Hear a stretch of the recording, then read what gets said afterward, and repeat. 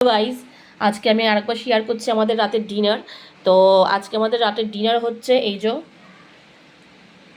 কষা কষা আলুর দম, এই কারি পাতা দিয়ে। এটা সম্পূর্ণ পাপাইয়ের রেসিপি, পাপাই করেছে, আমি কিছু করিনি। আমি শুধু আলুটা সেদ্ধ করে দিয়েছিলাম, আর বাকি সমস্ত কিছু ও করেছে। তো এই হচ্ছে আলুর দম। আর আমি একটা সামান্য জিনিস বানিয়েছি, এটা আমার জন্য, মানে মুখরোচক, মানে আমার জন্য, মানে খাবো সবাই, মানে আমি বানিয়েছি, মানে দেশি পাকা টমেটো দিয়ে এই একটা চাটনি।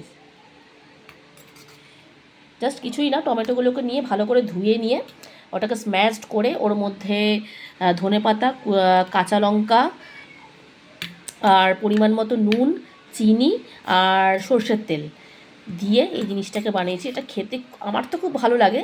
এই জিনিসটা আপনারা একবার বাড়িতে সকলে ট্রাই করে দেখবেন, খুব সুন্দর লাগে। তো আর সাথে আছে পরোটা, আর আর পরোটা আছে, কিন্তু আমি যদি একটু ভাত খাই তো আমি একটু ভাত আর পরোটা মিলিয়ে খাবো। তো পরোটাটা যখন খাবো তখন আমরা গরম গরম করবো, কারণ আমাদের ডিনারটা একটু আমাদের রাত্রিরে হয়, একটু লেট হয়ে যায় আমাদের। তো ব্যাস, রাতে আমাদের এইটুখানি কি অ্যারেঞ্জমেন্ট ডিনারের জন্য। তো আপনারা কে কী ডিনার করলেন অবশ্যই জানাবেন।